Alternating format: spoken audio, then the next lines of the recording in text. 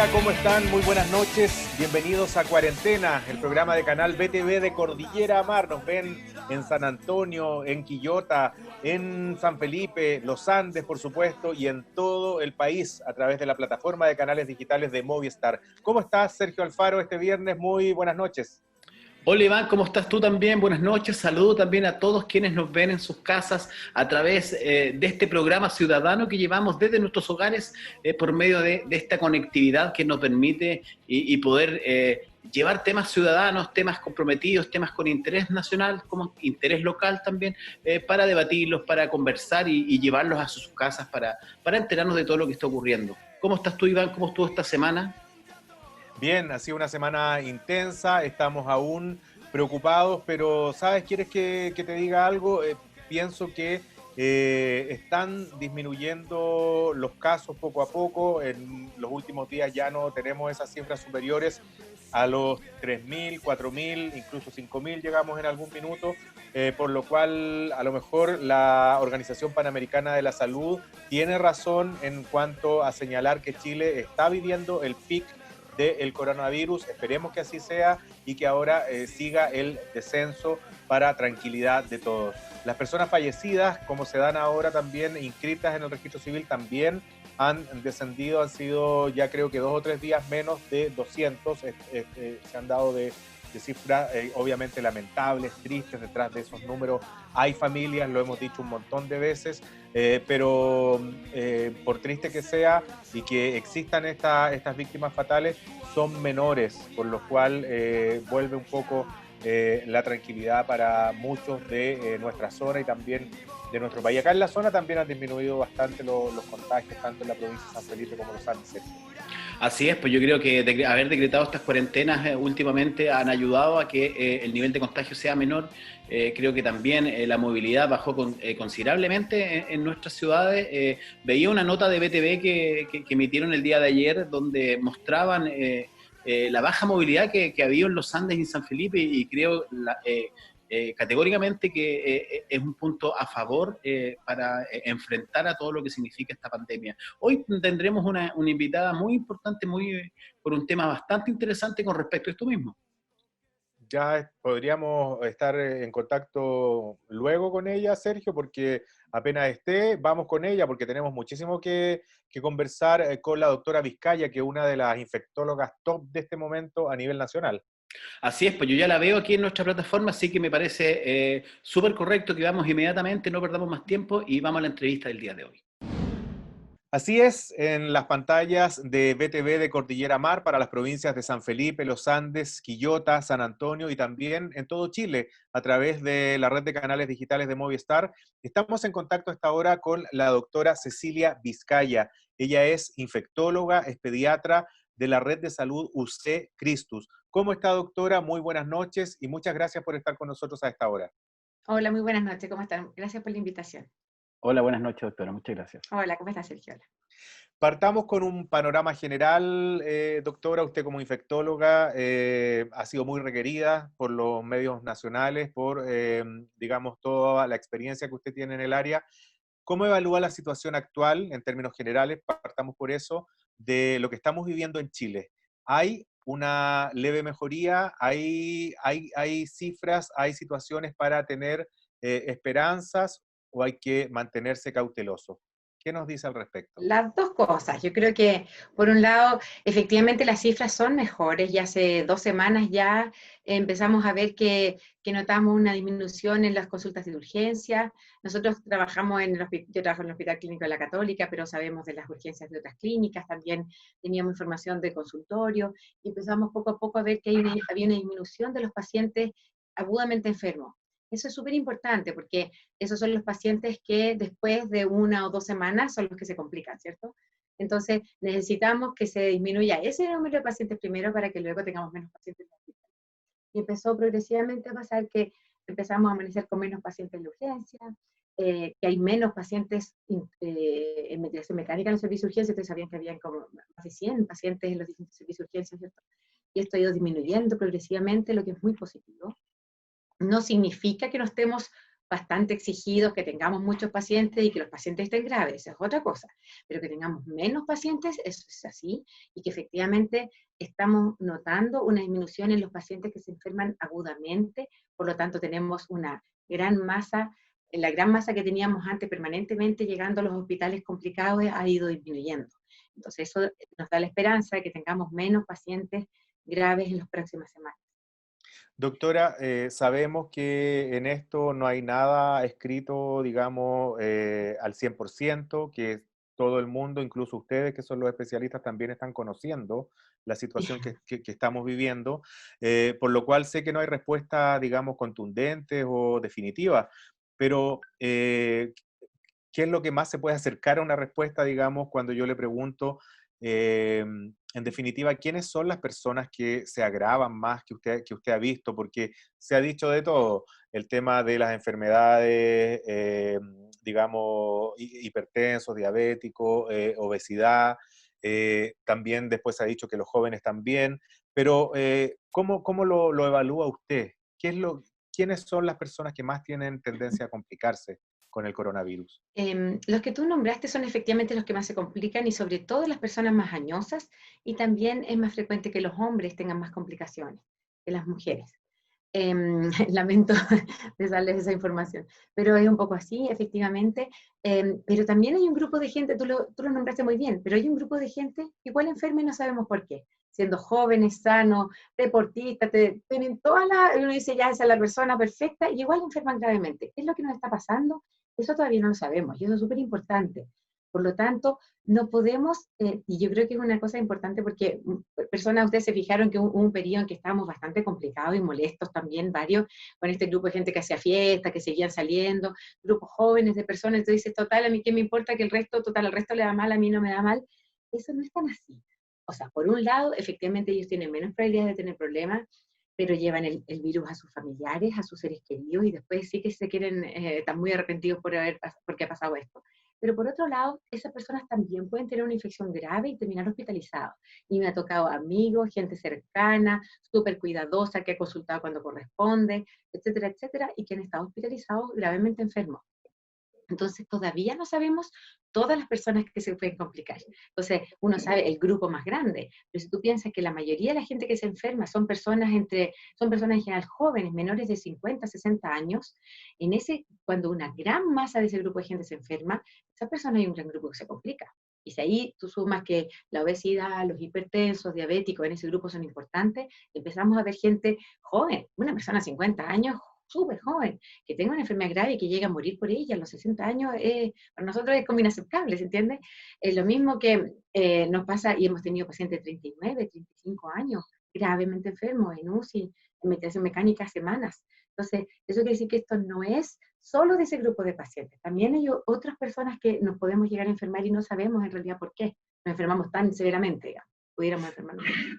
Y al contrario, ¿ha conocido casos de personas que a lo mejor tienen una diabetes controlada o una hipertensión y a lo mejor no tienen otros factores como obesidad, etcétera, que no han enfermado gravemente y Sí, se han contagiado por coronavirus y no han caído, digamos, a ser hospitalizados, han pasado en su casa? absolutamente, eso es muy frecuente por suerte. O sea, nosotros sabemos que, ¿qué pasa? Que los mayores de 80 años se muere, si se infectan con coronavirus, se muere el 14,8%. Eso es un montón, ¿ya? Pero quiere decir que el otro 85% no se murió. Entonces, siendo de esa manera, uno quiere decir que efectivamente en este grupo de pacientes hay un gran grupo que no se va a morir. Pero ustedes han visto y han escuchado, y tristemente personas mayores han ido muriendo en nuestro país y en muchos otros países, ni hablemos en Europa. La cantidad de adultos mayores que fallecieron fue muy importante. ¿Por qué? Porque son países que tienen aún una población más añosa que nosotros, em, en que tienen las costumbres nuestras que somos tan afectivos, ¿cierto? De la familia extendida, entonces entre los españoles y los italianos, ¿cuáles son más buenos para juntarse, ¿cierto? Igual que nosotros. Entonces para nosotros también es un tema difícil de aceptar el alejarnos de nuestra familia, nuestros seres queridos, de la gente mayor. Y lo que le pasó en Europa es que murieron muchos adultos mayores. Y nosotros tenemos este susto y por eso estamos cuidando tanto a nuestros padres y abuelitos, ¿cierto? Que estamos todos tan preocupados por ellos. Pero no sabemos cuándo ellos van a poder salir porque seguimos en esta misma situación. sea, el virus sigue presente y 15 de cada 100 de esas personas van a morir. Y otro porcentaje no menor de esos se hospitalizan, el 50% más o menos, del total de los que enferman, puede ser probablemente entre un 40 y un 50% se hospitalizan. ¿Cuántos de esos pasan 3 semanas, 4 semanas hospitalizados? He tenido casos cercanos. Entonces esto es, de verdad, es una enfermedad que es larga y es muy mala persona, como decimos nosotros, se comporta bastante más o menos. Pero no en todos, eso quiere decir que no es que nos vayamos a morir todos, también no hay que ser ni excesivamente estresados, digamos, pero por otro lado tampoco tenemos que ser irresponsables desde ese punto de vista, porque no podemos decir a quién le va a ir bien y a quién le va a ir mal. Sergio, una última para darte la palabra y cerrar Ya. con este ciclo de preguntas de este aspecto.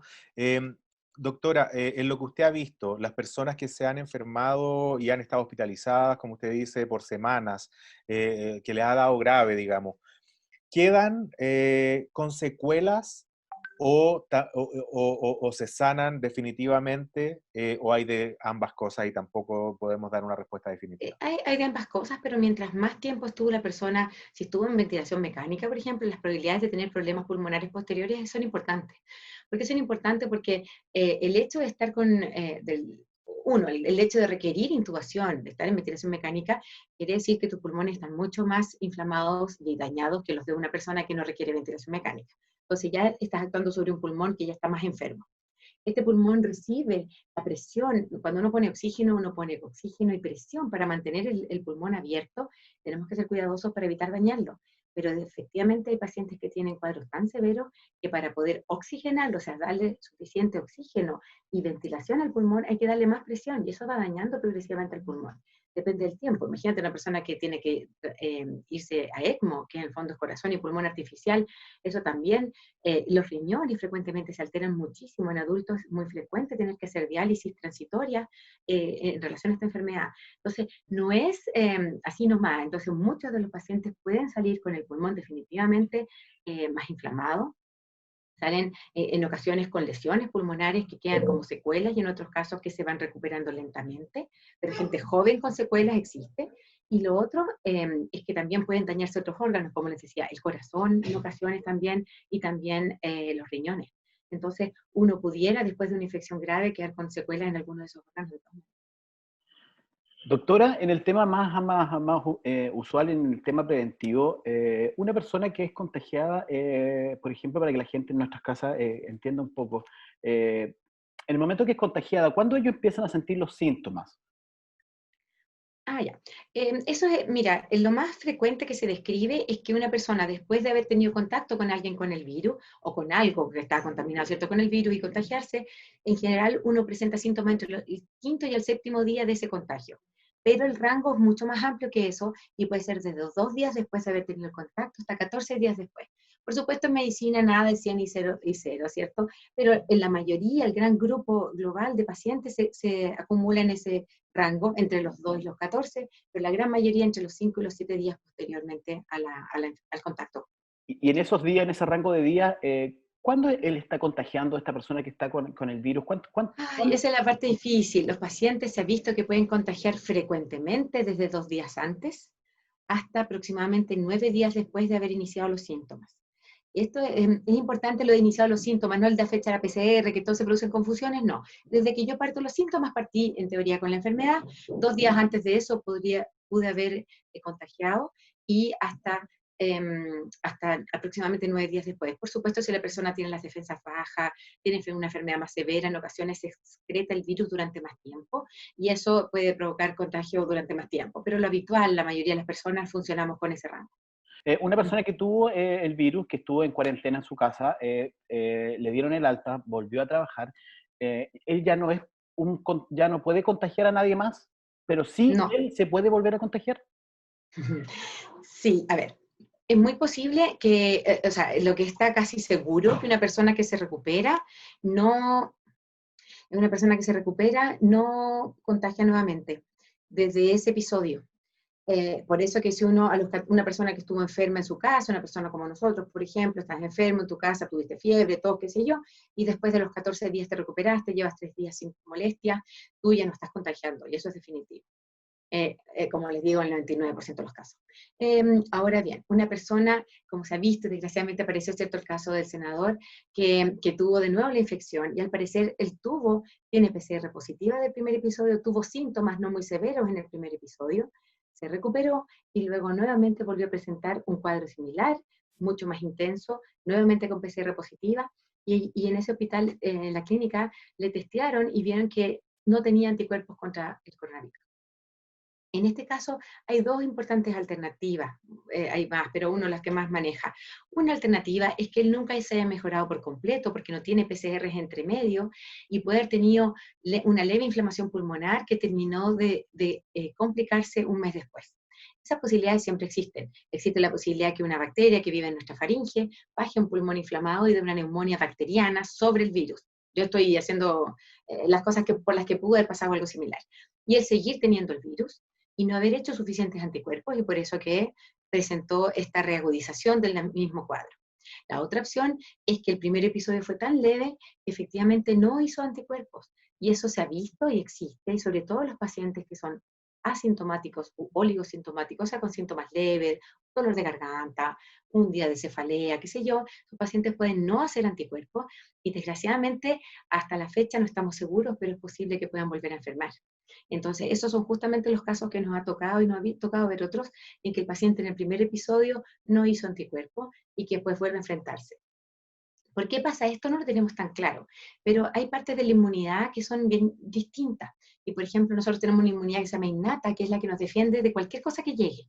Entonces, uno ingresa un agente infeccioso a nuestro sistema respiratorio e incluso los cilios de nuestra nariz y la temperatura de nuestra nariz expulsa hacia afuera un gran porcentaje de los agentes infecciosos que pudieran ingresar. ¿Qué pasa? La gente que fuma, por ejemplo, tiene estos cilios que no están funcionando. Por lo tanto, tienen menos capacidad de eliminar los agentes infecciosos que quieren ingresar y se enferman más frecuentemente de cuadro respiratorio, por ejemplo. Tenemos la mucosa, por ejemplo, tienes una herida, tienes algún daño o tuviste un virus reciente, puedes estar más susceptible a que los virus puedan ingresar y te puedas enfermar.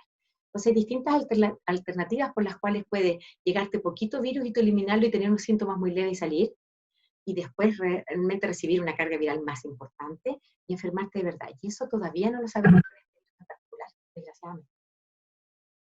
Doctora, con respecto a, ya vamos a ir a la parte didáctica que queremos también conversar con Sí. usted como recomendaciones y eso, un poco evaluar el tema de cómo se ha manejado acá en nuestro país la pandemia. Primero que nada me gustaría saber, usted como infectóloga, como doctora, ¿con qué cifras usted se queda cuando dan a conocer a la población de que, por ejemplo, los fallecidos son tantos en el informe diario, pero hablan de que el DEIS, el Departamento de Investigación del Ministerio de Salud, tiene 3.000 más, y uno ahí se pone a sumar, y finalmente, ¿cómo se explica? Porque ni yo lo he logrado entender, por más que he leído cuál es la diferencia exacta. Tenemos 9.000, más de 9.000 fallecidos, o 6.000 y tantos, digamos. ¿Con qué nos quedamos, doctora? Es una buena pregunta y de difícil respuesta. Hay varias cosas. Cuando uno quiere ser estricto desde el punto de vista de la causa de muerte de alguien, si tú tienes confirmada la causa de muerte, por ejemplo, hoy en día tú lo puedes confirmar por haber tenido una PCR positiva de coronavirus, por haber tenido anticuerpos positivos en un paciente que lleve más tiempo, por ejemplo, de infección, o un paciente que tiene un escáner, que es una de las cosas que se ha visto, que las imágenes pulmonares son muy características. Entonces, cuando hay una persona que tiene un escáner súper típico, pero la PCR se perdió la muestra, no importa.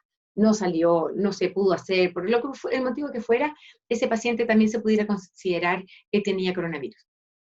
Cuando es importante para nosotros saber todos los pacientes que fallecieron por coronavirus, los pacientes que fallecieron con coronavirus, que es distinto, ¿cierto? Uno puede haber ingresado al hospital por un problema en la vesícula, te operan y estando hospitalizado te adquieres el coronavirus. Y después te complicas de la infección de la vesícula, estoy inventando ya, sí. y el paciente fallece. Y no falleció de coronavirus, falleció de la infección abdominal que se le produjo que tuvo una infección de la vesícula. Entonces es relevante poder diferenciar cuántos pacientes de verdad fallecieron por el coronavirus y cuántos fallecieron con coronavirus. Eso es una primera diferencia. Y lo otro es que no siempre tenemos la capacidad de hacer el diagnóstico en todos los pacientes. Y en el certificado de defunción, si uno pone neumonía grave multifocal, por ejemplo, el DEIS detecta eso. Ellos ven, este paciente pudiera haber fallecido de coronavirus, pero no tiene un examen que confirma que era coronavirus. ¿Ok? Entonces, esas son diferencias. ¿Por qué se hace esta diferencia? Bueno, uno es bien complicado, porque al final termina complicando bastante a la población y a todos nosotros, porque uno tiene que estar explicando y no es fácil de explicar, primera cosa. Para ustedes también, para todo el mundo, digamos. Lo otro es porque en la OMS, en muchas circunstancias, particularmente hay infecciones que son muy difíciles de diagnosticar, o hay lugares en que les es muy difícil de diagnosticar, en que se hace un diagnóstico como sindromático. O sea, tú dices, todas las personas que se mueren de neumonía con focos múltiples en este periodo en que no hay casi ningún otro virus son todos coronavirus, pero no les hacen la PCR. Nuestros países vecinos, varios, no tienen las condiciones, o no han podido, o no han querido, o todas las anteriores, de hacer todas las PCR que tendrían que haber hecho. Por lo tanto, un montón de fallecidos, ustedes vieron las imágenes espantosas en Ecuador, en que fallecieron muchas personas en sus casas, dijeron en ese momento, hay 300 fallecidos en sus casas por coronavirus. Y tuvieron que quedarse con esa cifra. Pero se puede haber muerto gente de un infarto, de una neumonía, de otra causa, y no lo saben. Si tú no haces diagnóstico, no tienes cómo saberlo. Entonces la OPS o todos los organismos más internacionales de repente piden diagnósticos sindromáticos para tratar de captar a la mayor cantidad posible de pacientes que pudieran haber fallecido de eso. Con influenza es una cosa más clara, por ejemplo, también es como todas las personas que se murieron con un síndrome gripal de base con fiebre, neumonía y dolor de cuerpo son influenza. Nosotros hacemos PCR para saber si fue influenza o inmunofluorescencia. Entonces, cuando uno quiere hacer diagnósticos como más poblacionales, se puede tomar este gran grupo de pacientes que pudieron haber sido coronavirus, pero no se confirmó la enfermedad. ¿Entiendes? Entonces, si nosotros nos ponemos como para tratar de compararnos con el resto de Latinoamérica, por ejemplo, tendríamos que tomar ese gran grupo, porque resulta que es como lo están tomando en los otros países. Pero si nosotros le hacemos PCR a todo paciente que fallezca en este periodo y resulta que y no tiene cuadros característicos y sale PCR negativa, bueno, ese no tenía coronavirus y no falleció de coronavirus. Entonces también para nosotros es muy útil tener esa información. Para mí como médico me importa saber cuántos de los pacientes que tuvieron coronavirus de verdad fallecieron.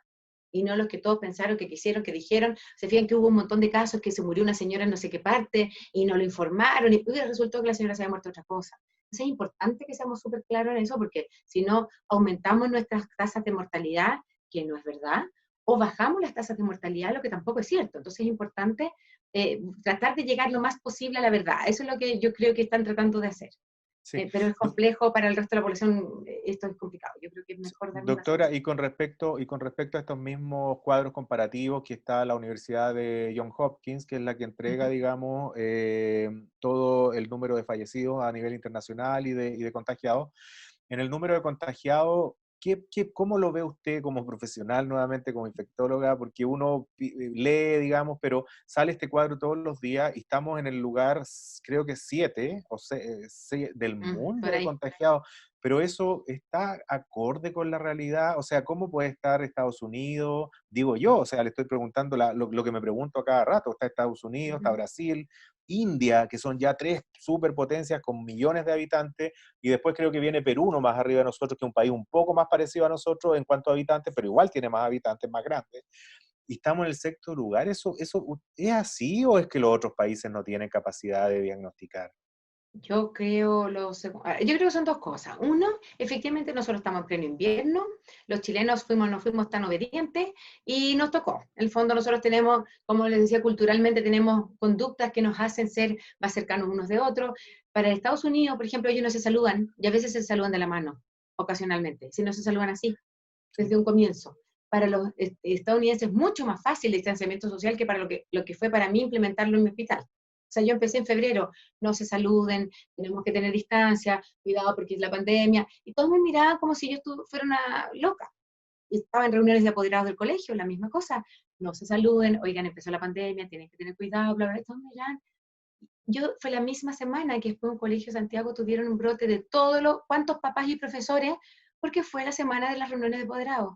Todos en unas salas de este porte, saludándose de abrazo y de beso, a mí y amigo que no nos vemos hace tanto tiempo, y quedó de embarrada. Entonces nosotros tenemos una situación social que nos favoreció esta transmisión. Partamos por ahí. Lo otro, vivimos un montón de gente en Santiago. O sea, la mitad de nuestra población casi del país vivimos en una misma ciudad. Ustedes, claro, están en una ciudad mucho más linda, más relajada, pero nosotros vivimos así, un montón de personas en un lugar muy cercano. La gente en Santiago, como es tan grande, tiene que cruzar la ciudad para trasladarse, por lo tanto puede pasar una hora y media en transporte público. Eso es un mecanismo de adquisición de infección altísimo.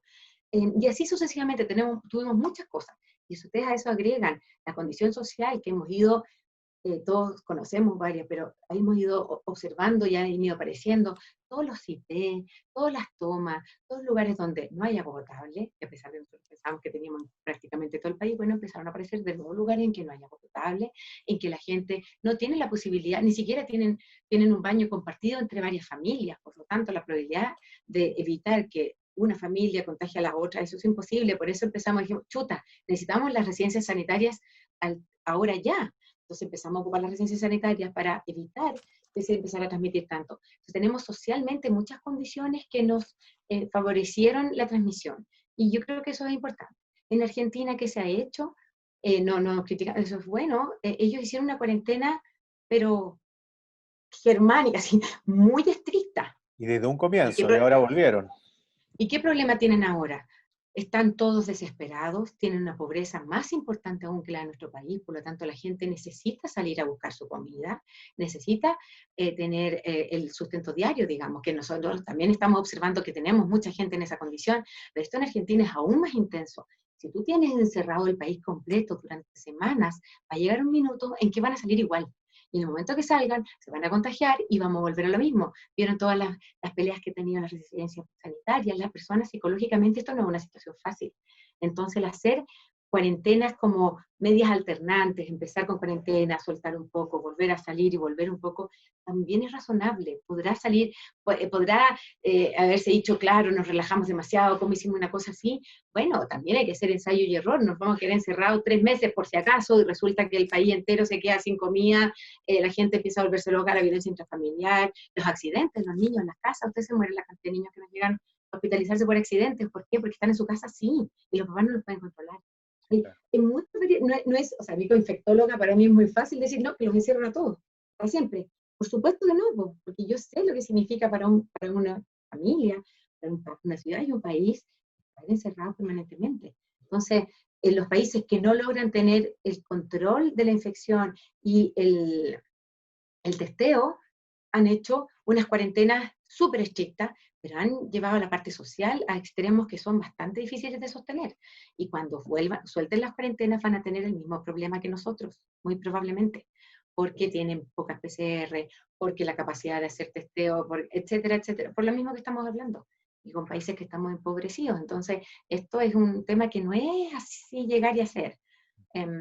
Tú me preguntabas al comienzo, bueno, ¿cómo hacer esta cosa con lo de la leve mejoría? Yo creo que va a llegar un momento, y como tenemos ahora mucha mejor información de cada sector, por ejemplo, de la ciudad de Santiago, cada comuna o cada barrio en las ciudades más pequeñas van a poder hacerlo como tienen por dirección, van a poder hacerlo por manzana. Entonces, lo que en un comienzo se dijo, pero ¿cómo hacen que de aquí para allá no y de acá para allá sí? Bueno, porque si uno hace un buen testeo de ese tipo, puede servir. Y resulta que los de aquí para acá pudieron moverse un tiempo más, que no es menor, después se cerraron y después los otros, así. Hay gente que lleva 3 meses en su casa encerrada. ¿Cuánto tiempo más van a aguantar? Entonces también tenemos que buscar mecanismos que sean inteligentes de lograr ayudarnos a todos a llevar esto. Sergio. Doctora, y con el conocimiento, con esta experiencia de los países que ya están más avanzados con el tema, que comenzó antes, por ejemplo, ¿en qué etapa estamos nosotros viviendo la pandemia? Chile, ¿cuánto tiempo más falta como para volver quizás, no a una normalidad, pero sí acercarnos un poco, a abrirnos un poquitito a esto? Ay, es que eso hace preguntas muy difíciles. Esa pregunta nos ha costado muchísimo a todos. Es como la pregunta de si estamos en el pico o no estamos en el pic. Yo espero que estemos en el pic. Esa es mi respuesta. Ha bajado harto, sí, pues han bajado mucho, de 5.000 y hoy día, ayer 2.000 y tanto, o sea... Claro, pero digo, uno sabe que el pic pasó cuando pasó el pic, ¿ok? Como nos pasó la otra vez que dijimos estamos en el plató y el plató se transformó en un pic, no. Entonces, de verdad uno sabe que estuvimos en el pic cuando ya saliste de él. Y yo tengo la esperanza de que estamos pasando el pic y que estamos empezando a descender. Eso no significa Y es posible que tengamos nuevos, como ustedes vieron, en algunos sectores del sur que estuvieron súper complicados, mejoraron, se soltaron un poco, empezó a subir de nuevo, tenemos que volver a cerrar. Esto es lo mismo en Antofagasta, nos va a pasar lo mismo en Santiago. O sea, yo no se lo he firmado, pero es una cosa que es muy probable. Que nosotros estemos súper entusiasmados, empecemos de poquitito, empiezan a aumentar los contagios, tengamos que volver a retroceder. Y esto va a ser un proceso, porque lo que tenemos que lograr, hasta que no tengamos una vacuna que sirva, es que nos enfermemos de a poco. Pero nos vamos a enfermar igual. La probabilidad de erradicar el virus de nuestro país es prácticamente cero sin vacuna. Es súper difícil, súper difícil, por la contagiosidad, por la transmisibilidad, por cómo estamos, por cómo está repartido en el país. Digamos, ustedes se fijan que los otros países no es que se fue el virus, lo único que han logrado decir que se fue el virus es lo que son unas islas de este porte que son 1 millón de habitantes, no dejaron entrar nunca más a nadie, por ejemplo en Nueva Zelanda. Pero después entraron 2 personas a visitar parientes y ya venían, ¿se fijan? Entonces esto no es fácil porque somos un país muy globalizado. Tendríamos que impedir que salga y entre gente de Chile para siempre, eso no. Entonces yo pensando cuándo podemos tener un poquito más de normalidad, si eso significa acabar cuarentenas, por ejemplo, yo creo que en Santiago pudiéramos empezar, estoy diciendo lo que yo pienso, no soy experta en estas áreas, pero en unas 2 semanas más, por ejemplo, evaluar si seguimos en esta misma situación, pues bien, ya qué comunas están logrando una mejor contención de las enfermedades y de la transmisión, empecemos con esas comunas y veamos cómo nos va, y vamos como las otras. Si yo soy de Quilicura y trabajo en Vitacura, si en Vitacura quitan la cuarentena, pero trabajo en Quilicura, yo no puedo venir de Quilicura a Tamacura o a Vitacura, porque, o viceversa, digamos. ¿A qué me refiero? Si vamos a tener que trasladar a la gente, ocupar el transporte público 1 hora y media para ir de un lugar a otro a trabajar, todo de nuevo. Entonces vamos a tener que buscar formas de hacerlo de manera más inteligente. Especifican los niños en los colegios, ustedes viven en nuestra ciudad, pero en Santiago los niños atraviesan 2 comunas para ir a su colegio. ¿Cómo van a volver al colegio? Eso significa sacar a los papás de la casa y dejar el teletrabajo. Significa que tomen transporte público. Significa las probabilidades de contagiar a las profesoras. Lo más probable es que a los niños no les pase mucho, pero a los profesores sí. Y los profesores temen enfermar, ¿cierto? Entonces, esto es complejo volver al colegio. Los jardines infantiles es la misma cosa. Los niños chiquititos se enferman poco, se enferman leve, transmiten poco. A diferencia de con todos los otros virus, este virus es así en niños. Pero ¿qué pasa? Que resulta que si esos niños van al jardín, ¿quién los lleva? Los papás. ¿En qué van? ¿Cómo van? ¿Qué se preocupa de su alimentación? Entonces, esto significa desencadenar que todo Santiago se mueve de nuevo. Y lo mismo, los Andes, Quillota, lo que sea. Si los niños, si abre un colegio, es todo el mundo sale de su casa a dejar a los niños al colegio. Todo el mundo.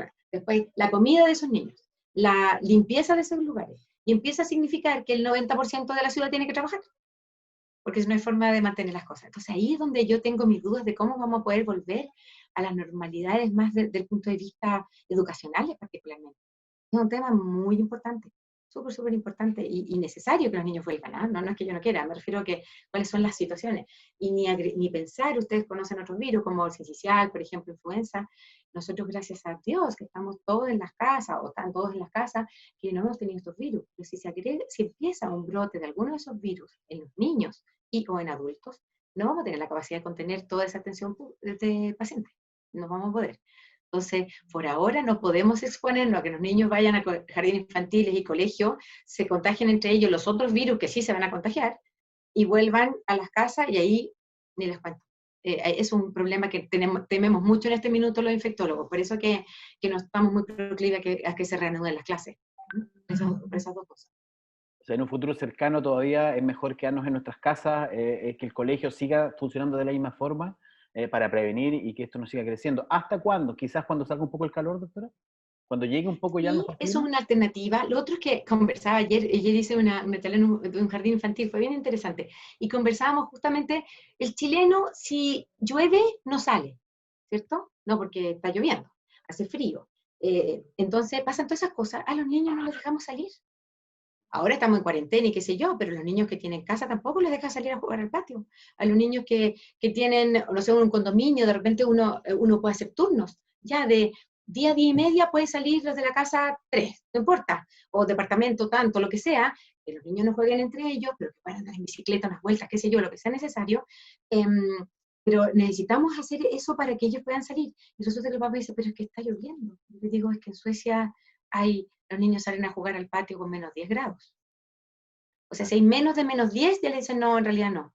Entonces, vamos a tener que aprender a que ocupemos el exterior, que los niños coman afuera, que una de las cosas que se ha sugerido, que en vez de, ¿por qué? Porque puedes estar en clases con tu mascarilla, pero si tú vas a comer, es lo que nos pasa en los hospitales, la gente no puede estar sentado frente a frente comiendo sin mascarilla.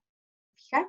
¿Y cómo se come con mascarilla? Entonces, ¿qué es lo que hemos tenido que hacer? Poner una paneles de acrílico para que las personas puedan estar en el mismo lugar y poder comer de frente, pero para que vean lo que significa esto. Entonces imagínense los niños cuando comen la colación tienen que comerla afuera en el jardín, en el recreo. ¿Para qué? Para evitar que estén encerrados todos juntos así, sin mascarilla. Y todas esas Doctora. cosas tenemos que hacer un cambio mental, porque estamos acostumbrados que no, que todos calentitos dentro, por eso que en invierno no enfermamos tanto, porque estamos todos encerrados con las ventanas cerradas, nadie ventila, todos guardaditos porque es invierno. Entonces es súper importante que vayamos cambiando culturalmente para que ocupemos más el exterior y eso va a disminuir los riesgos de transmisión de enfermedades. Doctora, nos queda un minuto antes de irnos a comerciales y quiero hacerle una pregunta, si es que nos puede dar una respuesta acotada por esto de que tenemos que ir a la publicidad. El tema es, en lo práctico, cuando uno va al supermercado, uno limpia todo, no sé, el paquete de arroz, el paquete, etcétera, etcétera, las cosas que vienen envasadas. Pero mi duda siempre ha sido con las verduras, con la fruta. ¿Cómo se limpia? ¿Se limpia todo? ¿Trae el virus también, por ejemplo, un tomate, una lechuga, que si uno lava, no sé, 3 lechugas y después se pudren si uno la moja tanto, no sé? ¿Cómo se hace eso? Pucha, súper buena su pregunta. Es difícil saber eso. Lo que sí se sabe y que parece improbable es adquirir el virus por comer. O sea, si tú te tragas el virus, es improbable que enfermes. Eso es bueno, ¿ya? Porque en el fondo, Miren, buen eh, dato. que eso es un buen dato porque da un poco más de tranquilidad. En general es más como dejárselo en la mucosa y no andar tragando, que si tú te comes un pedazo de algo que pudo haber tenido el virus porque alguien lo tocó, no sé qué, es improbable enfermar porque se destruye en el estómago. Ahora bien, lo que yo te sugeriría, por ejemplo, si tú me estás hablando de supermercado en particular, las lechugas de supermercado vienen en bolsa. Tú las podrías limpiar por fuera y dejar la bolsa en el refrigerador. De manera que después cuando la utilices, la vas sacando y ya han pasado varios días, las probabilidades que el virus se mantenga viable ahí es muy baja, se muere rápidamente. Entonces ustedes pudieran después y lavarla como se lava siempre. Tienes toda la razón que cosas más domésticas, uno puede también lavar hartas lechugas, secarlas bien secas en estos centrífugas y dejarlas con toalla nova en las bolsas. Y eso las seca y es bastante práctico en el periodo en que uno tiene que estar cocinando permanentemente para los niños, que este tiempo del teletrabajo y todo no es fácil. Uno puede preparar esas cosas y dejarlas en bolsa con toalla nova entre medio, de manera que se seque, se deshidrata y esto le permite que se conserve durante más tiempo. Doctora, tenemos que ir a publicidad, le agradecemos muchísimo haber conversado con nosotros, así que muchísimas gracias por estar en el canal BTV. No, gracias a usted.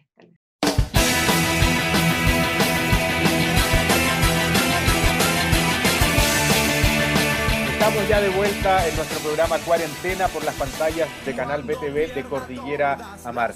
Tuvimos ahí una interesantísima entrevista con la doctora Vizcaya, ella es infectóloga y por supuesto a partir de las próximas horas, a partir de mañana con seguridad usted, si no la vio, puede revisarla a través de nuestro canal de YouTube. Es la dirección, Sergio, donde pueden buscarla. ¿Cuál es? En Cuarentena de Live Show encuentra todos los capítulos que tenemos ya. Este es el número 19 y puede revisar todas las entrevistas que hemos tenido súper interesantes profesionales para hablar de estos temas ciudadanos que llevamos programa a programa. Exactamente, me quedó dando vuelta y me llamó muchísimo la atención al final de la entrevista. Lo reiteramos cuando la doctora dijo que por comer algo uno es muy poco probable, esa es la frase que utilizó, de contraer el coronavirus, porque dice que el mismo estómago mata la infección, digamos. Esto es por aspirar, digamos, por la nariz o por la saliva también, pero que entre no por una vía de un alimento. Entonces, sí, también fue súper interesante lo que dijo. Creo que es súper respetable. Complica al limpiar los alimentos. Bien. Eso, sobre todo la precaución que tenemos cada vez que vamos de compra y súper importante lo que nos dijo. Yo creo que una duda súper presente que teníamos en nuestras cabezas y en el día a día, pero ya sabemos que la precaución hay que bajar, pero sí es por las medidas de seguridad cada vez que vamos adquirir nuestros alimentos y los productos que tenemos cuando vamos de compra. Obviamente hay que seguir limpiando los alimentos de todas maneras, los que vienen con un paquete de arroz, de azúcar, un tarro en conserva, etcétera. Yo creo que esto va más para, por ejemplo, pensaba aparte, yo le preguntaba por la lechuga, el jamón, el queso, que son cosas que tú no las vas a lavar, tú no le vas a echar jabón o lisoform. Eso tú tienes que igual, a lo mejor quitarle el envoltorio que tiene si viene al vacío o viene con estas bolsas que te lo entregan, con mucho cuidado para dejarlo en un recipiente distinto en el refrigerador, pero no te vas a enfermar por comer al interior de un pan, digamos, un sándwich con jamón o queso. Claro, yo entiendo lo que dijo ella. Yo creo que en ese punto específico, la compra de esos productos al vacío, creo que es como la gran salvación y solamente guardar en potes quizás estos productos, pero quizás cuando estos productos también que son estos quesos un poco más artesanales, también hay que tener la precaución quizás de la limpieza y de limpiarlos bien para poder consumirlos.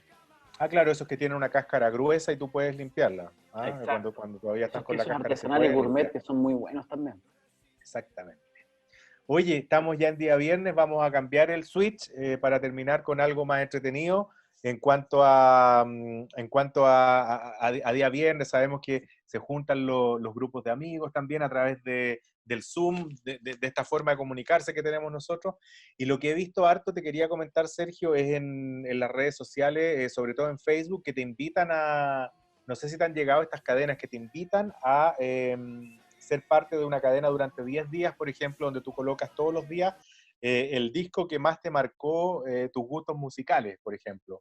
Hay otro también que tiene que ver con la música AM, los recuerdos de los artistas en español, los latinos, no sé, Yuri, Rafael, José Luis Peral, etcétera, que volvieron a estar de moda, incluso notas en la televisión han hecho de esto. Así es que me parece bastante interesante y aunque no veníamos preparados, Llegó el vamos momento, a... dices tú. Llegó el momento de dar Exactamente, llegó el momento y nuestros gustos te voy a musicales. tirar la pelota al tiro, ¿ah? Te voy a dejar a ti, te voy a dejar a ti para que nos comenten, no los 10, porque no vamos a estar toda la noche tampoco, pero los 3 discos que marcaron tus gustos musicales. Ya, mira, Sergio Alfaro con la palabra. voy a partir por el primero, entonces, en todo caso, que una banda norteamericana de rock. Yo soy un poco más rockero en mis gustos, y yo creo que de ahí también viene un poco esta preferencia musical. Creo que uno de los discos que más me marcó en la vida, que es una de mis bandas favoritas, o mi gran banda favorita, fue Van Halen, con el disco 1984, donde venían dos super éxitos que eran Jump y Panamá, donde Van Halen se consolidó en el mundo. Si bien fue un disco también un poco bisagra, porque el primer vocalista, que era David Lee Roth, deja la banda después de este disco y llega Sammy Hagar, pero fue la banda que los popularizó en todo el mundo, y yo creo que fue la que me hice ultra fans de ellos. Y lo que comentábamos hace programas atrás, que justo venía este año, en marzo venía Sammy Hagar a tocar a Chile, y me perdí quizás el concepto no de mi vida, pero de mi historia musical y de mis gustos de preferencia en el rock. Otro disco también que tengo para mencionar, quizás dentro de mi cabecera musical, es el Slippery Wet de Bon Jovi, este rebaladizo sobre la lluvia, que tenía temas súper oreja, que fue como el disco top en el año 86. Tenía el You Give Love a Bad Name, tenía el Wanted Dead or Alive, el Never Say Goodbye, y el gran himno de toda nuestra generación, que cantábamos, que bailábamos cada vez que lo escuchábamos, que era el Living on a Prayer de Bon Jovi, que lo compré yo. ¿Por qué es tan importante en mi vida? Porque recuerdo que lo compré en cassette en el año 86, y fue como un superventa. Era como ir a buscar el disco, el cassette en esa época, a una tienda que estaba agotado por todos lados, pero podría decir que yo lo tuve en mis manos y pude escucharlo, pude disfrutarlo, y también me marcó mucho Bon Jovi en mi historia musical. Y el tercer disco, quizás que lo voy a tomar desde el punto de vista también de mi gusto musical, pero porque fue el primero que pude comprar con mi primer sueldo, ¿eh? En el año 93, con mi primer sueldito, me compré el CD, mi primer CD, que era Paul is Life, de Paul McCartney, donde ya separado, obviamente, después de mucho tiempo de los Beatles, obviamente Lennon ya estaba muerto hace rato, pero este disco de Paul McCartney en vivo, donde hace un repaso de todos los grandes éxitos que tienen los Beatles. Por ejemplo, haber escuchado a Paul cantando el Drive My Car, el All My Loving, We Can Without, el Up of Deliverance, que era ya de los discos más nuevos de McCartney, el Michelle, el Penny Lane y el Living and Let Die. Creo que esos 3 discos para mí fueron súper importantes por todo lo que acabo de comentar y están marcados en mi historia musical. Y tú, ahora yo te pregunto a ti, Iván Pereira, ¿cuáles son tus 3 discos de cabecera o 3 discos más importantes en tu historia musical? Mira, los 3 discos míos tienen que ver, son de la era del CD. Yo cassette, no tuve muchos cassettes. La verdad es que más que nada en esa época me acuerdo que grabábamos de las radios Claro. FM, que tocaban música anglo, por ejemplo. En Santiago, me acuerdo la radio Futuro, que tenía muchísimo... Hasta el día de hoy la Futuro la lleva. La Futuro la lleva en ese sentido. Entonces tenía cassette que se grababan, incluso hay temas que yo me acuerdo hasta con la marca de Futuro en alguna parte del estribillo, Sí, pues. porque sí, lo escuchaba muchísimo uno, o concierto también. Y tenían que ver más con temas anglo, con temas también de mucho rock latino, pero me hizo sentido lo que tú dijiste, que fue el primero que te pudiste comprar con tu sueldo, que también te marcó. Yo, el primero que voy a destacar, tiene algo parecido, fue el primer CD que me regalaron, que yo tuve en mis manos, digamos, y que me marcó definitivamente los gustos musicales. No puedo decir que es la banda preferida, porque es chilena, son los 3, es el Unplugged de MTV de los 3. Me gustan mucho Los Prisioneros también, hay otras bandas latinas que me gustan mucho, me gusta Charly García, lo habíamos hablado mucho, pero este disco me marcó porque lo tuve, también con el primer sueldo me compré el primer reproductor de CD, entonces lo tenía ahí en mi habitación, lo escuché muchísimo. Este disco, lo vemos ahí un poquito en imágenes, es los 3 MTV Unplugged, es la primera producción discográfica que registra material en vivo de la banda chilena Los 3. Este álbum fue grabado el 14 de septiembre del 95 en Miami Beach, Florida, y contó con la participación de los músicos chilenos y amigos de la banda Antonio Restucci y Cuti Aste. Excelente el disco, es muy bueno, trae canciones como Sudá Pará, La Espada y la Pared, que me encanta, Un Amor Violento, Gato por Liebre, Déjate Caer. Fue como el primer gran éxito que tuvo Los 3 y en vivo tocado para toda Latinoamérica, para MTV. Sí, no, me gustó muchísimo. Bueno, ese es el primero. El segundo, que marcó muchísimo también mis gustos musicales, tampoco es un álbum, también es una recopilación de grandes éxitos y son los grandes éxitos de Police, que fue uno de los discos que tuve también en mis manos, de los primeros CD que tuve en mis manos, donde salen temas como Roxanne, Can't Stand Losing You, So Lonely, Message in a Battle, Walking on the Moon, etcétera, Du Du Du, Da Da Da. Son temas, digamos, bien oreja y que también lo escuchaba muchísimo en esa época y también marcaron mis gustos musicales y que tienen que ver, obviamente, con un rock anglo clásico, que es de mi gusto. Y para terminar, obviamente ya lo habíamos dicho en programas anteriores, es un disco de David Bowie, que sí, este es un álbum que es el que más me gusta de él, que es Herling, que es con toda lo estamos viendo ahí en pantallas, en la carátula, bien colorida, de un David Bowie ahí de espalda. Es el 20º álbum, o sea, no es el primero ni el segundo, el 20º álbum de estudio del músico y compositor británico David Bowie.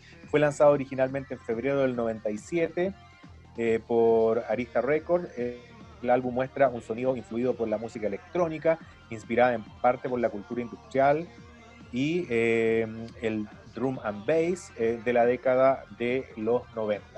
Esos serían mis 3 discos. Buenísimo. Y este último también tiene un tema, lo ocupamos muchísimo en todas las bases, escuchamos ahí un poquito de las canciones, de este disco lo ocupamos como base en una época en Radio Cooperativa, en cuando se creó el programa Lo que queda del día en Cooperativa. Lo ocupamos ahí en la base de este programa radial también, este disco que, como decíamos, tenía bastante influencia, sobre todo electrónica, siempre a la vanguardia Bowie con sus creaciones en esa época, Sergio.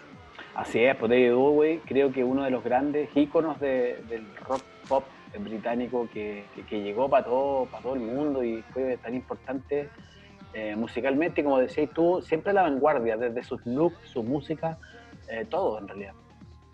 El camaleón, como le decían, por sus cambios de look desde siempre, o sea, nunca lo viste un año igual que, ni siquiera un concierto, yo creo, igual que otro. Claro. Oye, Sergio, vámonos, como es nuestra costumbre, al polo opuesto, al polo opuesto de un británico, a la vanguardia, digamos. Está de moda, también lo dijimos al comienzo de esta última sección, el tema de lo más cebolla, como se dice, un poquito más latino, lo AM, decían música para hacer aseo. Exacto, pero démosle un estilo más bonito, quedemos en kitsch, ¿vale? Ya, para no decir tan cebolla, porque siempre el cebolla está como que ligado a que te hace llorar. Pero si la cebolla es súper buena en todo caso, a mí me encanta. No, a mí me encanta, o sea, a mí me encanta. Y cocino, cada vez que cocino le echo cebolla. No lo veo como una ofensa. No, pero es que no hace llorar, porque el tema cebolla está como ligado a que nos hace llorar un poco. Tienes razón. En cambio, esto es más que nada, más clásico, más kitsch. Creo yo. Ese término que salió hace unos años atrás. Toda la razón, cebolla que te hace llorar, y esto incluye también los cebolla, pero también es más amplio. Exacto. Es como la música de AM que se ha dicho, y que también en estas cadenas se han hecho, incluso creo que hay una fanpage de gente que se reúne a intercambiar y publicar temas de Ana Gabriel, de Yuri, de todas estas que tú escuchabas cuando uno era chico, pues estaba la radio prendida en la casa. Yo empecé recién con mis primeros 3 discos. Ahora yo te pregunto a ti, ¿cuál era tu canción kitsch que marcó tu vida, Iván Pereira? O sea, no marcó tu vida, en realidad. No marcó mi vida, pero sí me gusta mucho y me gustó más ahora que antes. La verdad es que no, a Camilo Sesto, es de Camilo Sesto, no lo escuchaba tanto cuando chico. No me acuerdo haberlo escuchado tanto, pero hace unos años atrás, no sé, una década o más o menos, como que revivieron los temas y se bailaron, incluso las ponían en discoteca, en España, en Chile, en distintas partes. Y hay un tema de Camilo Sesto que, mira, lo estamos escuchando, no tengo idea si se llama Vivir así es morir de amor. No sé si el nombre no lo sé, desconozco un poco la discografía de él, pero es el tema más oreja que tiene, yo creo que Camilo Sesto, y conocido por todo el mundo. Bueno, ahí estaba el disco. ¿Quién no lo conoce? ¿Quién no lo conoce ese disco, Sergio? Y te vamos a dejar el final, digamos, con bombo y platillo, porque me tienes intrigado cuál elegiste para terminar esta semana y este día viernes. Con tu tema kitsch. Mi tema kitsch, igual cuando lo comentamos y lo conversamos, pasé por muchos temas, dije buenos, malos, que me cargaban, que no me cargaban, pero ¿sabéis cuál es el tema más? O sea, la pensaste, La pensaste. Este tema lo puedo decir que lo produjo un poco porque creo que fue uno que me marcó porque era yo en todos mis veranos, por ejemplo, los pasaba en la casa de mi abuela en el campo, que es la casa donde vivo hoy, acá en los Andes. Y este sí te hacía llorar todos los veranos. No me hacía llorar, pero recuerdo haberlo escuchado por primera vez acá, viendo el Festival de Viña. Acá en el Aconcagua, en los Andes. Viendo el Festival de Viña a través de la televisión. En el año 82 yo lo escuché por primera vez, y que era Don Diablo, de Miguel Bosé. Don Diablo se ha escapado, tú no sabes la que ha armado. Yo me acuerdo haberlo escuchado desde un comienzo, que es una canción, para mí hoy, que ya es más, debo reconocer también, fui a ver a Miguel Anda por rincones y se esconde no sé dónde. Y se esconde por cajones, creo, ya ni recuerdo un poco la letra, pero bueno, escuchémoslo un poco. Escuchemos la versión del 82 en el Festival de Viña. Un beso chiquitín con un swing por aquí, por allí. Un beso chiquitín con un swing. Un beso chiquitín con un swing, sí. Te agarra muy suavemente. Te acaba en un pispás. No tiene moral y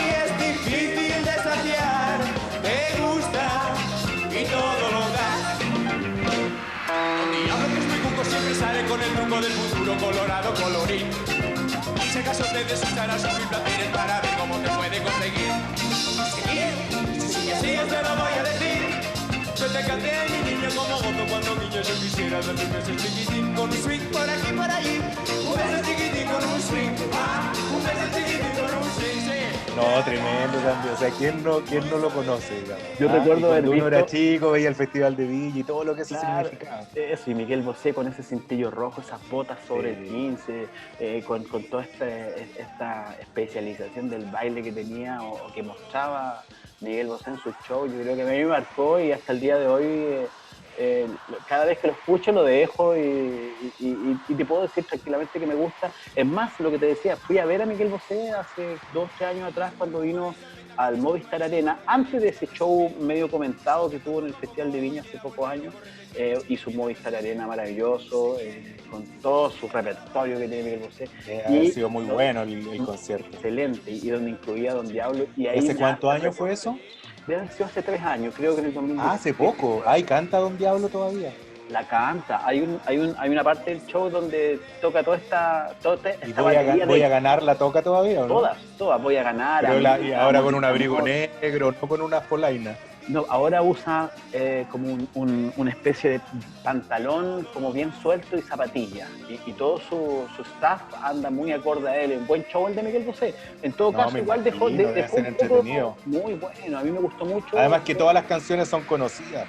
No, tiene una batería, o sea, desde que la primera canción hasta la última son todas conocidas, las cantáis todas, a quien le gusta Miguel Bosé, las canta mucho. Yo, que en ese minuto era de invitado, estaba yo haciendo una invitación a ese concierto en ese momento, pero la No eras tú el principal interesado en asistir al concierto, digámoslo. No era yo, pero fue un regalo que hice y que complací completamente, yo creo que los gustos musicales de con quien estaba en ese momento. Y a mí, en ese momento también, Miguel Bosé entró de otra forma a mi vida, porque dije, pucha, desde chico que lo vengo escuchando, hoy estoy aquí y escucho todos sus de y digo, no, claramente Miguel Bosé tiene que estar en alguna parte musical en mi vida, en estos 45 años que Oye, ¿sabéis qué? Bueno, ese sí que es kitsch. El Don Diablo es totalmente kitsch, ese, por lo que fue el espectáculo en esa época y todo. Vi en estos canales de cable hace, no sé, un par de semanas atrás que estaban dando como las historias de artistas españoles y salía la de Miguel Bosé y acá se vio ese programa en la casa porque también gusta mucho acá. No era mi principal elección de ese momento de ver el control remoto, pero se vio en la casa. Y David Bowie está Miguel Bosé está muy influenciado por David Bowie, ¿ah? Porque la mamá, tú cachás que la mamá de Miguel Bosé era una artista integral. Oye, iba Picasso a su casa, ellos tenían fiestas con Bowie, con artistas, con pintores, con gente británica. Este joven Miguel Bosé siempre estuvo rodeado y vivió entre medio de mucha gente, de muchos artistas, de muchos íconos que hoy para nosotros son referentes, pero tuvo siempre en contacto con este lado artístico, con toda su gente. Exacto. Oye, entretenida el tema que elegiste y buena cosa para terminar la semana arriba con positivismo y ojalá sigan bajando los casos, ojalá se termine pronto este tema y estemos todos bien en nuestras casas, Sergio. Un placer nuevamente haber estado contigo en este programa. Así, pues para mí cada programa es un placer, Iván, conversar contigo y también llevar todos estos temas que son de interés nacional y locales, como siempre decimos. A todos ustedes que están también y agradecer por estar ahí y ver esta aventura que se llama Cuarentena y que va a través de las pantallas de BTV para todas para las provincias de Los Andes, San Felipe, Quillota y San Antonio. Exactamente, te las aprendiste las 4. Completamente. Oye, y bueno, lo importante es que ojalá le guste a la gente. Continuamos recibiendo por lo menos harto feedback de gente que nos escribe, conocidos por el WhatsApp, digamos, gente que lo ve en otras partes, porque también lo ve, digamos, a través de la web, a través del Facebook Live, lo ve por distintas plataformas, así es que estamos muy contentos por eso y, como siempre decimos, seguimos resistiendo por las pantallas de BTV. Que estén muy bien, buenas noches. Buenas noches, adiós.